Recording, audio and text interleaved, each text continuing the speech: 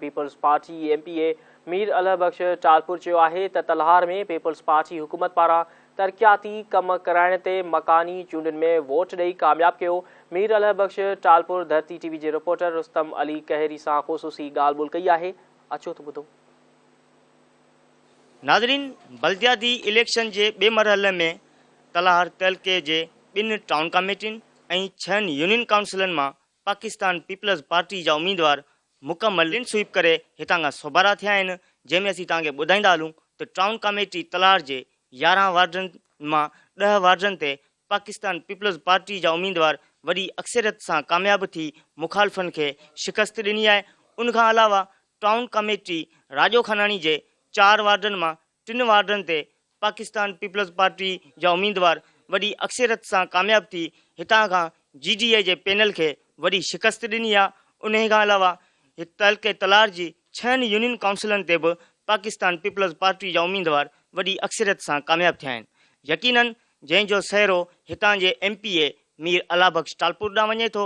अचो त असां अॼु वधीक ॻाल्हि ॿोल कंदासीं त उन जो वधीक छा चवणु आहे। सब खां पहिरीं त तलहार जे माण्हुनि खे मुबारकबाद पेश करियां थो जिन पीपल्स पार्टी खे कामयाब करायो आहे। ख़ासि करे तलहार टाउन जे 11 वार्डनि मां 10 वार्ड जेके आहिनि पीपल्स पार्टी वॾी अक्सरियत सां खटिया आहिनि ऐं राजो खानानी असांजो टाउन जेको आहे, जेको मुंहिंजो ॻोठ बि आहे, उते 4 वार्डनि मां 3 वार्डनि ते वॾी अक्सरियत सां कामयाबी माणी आहे।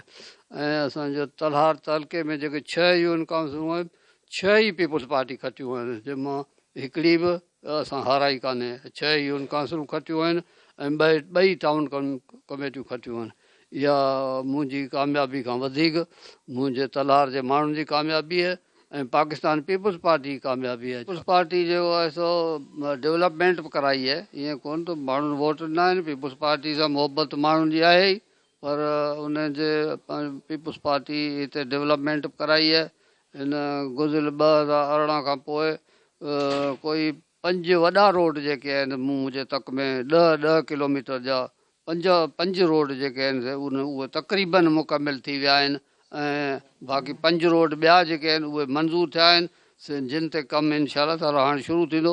त इहो पीपल्स पार्टी माण्हुनि खे रिलीफ बि ॾिनो आहे, माण्हुनि जा कम बि कया आहिनि, माण्हुनि खे डेवलपमेंट स्कीमूं मिलियूं आहिनि। पाकिस्तान पीपल्स पार्टी खे माण्हुनि हिते जे माण्हुनि मुंहिंजे तक जे माण्हुनि वोट ॾिना आहिनि ऐं इंशाअल्लाह ताला जनरल इलेक्शन में बि अहिड़े ई तरीक़े सां पीपल्स पार्टी खे माण्हू वोट ॾेई कामयाब कंदा। इंशाअल्लाह ताला जनरल इलेक्शन में बि असीं भरपूर तरीक़े सां कामयाब थींदासीं।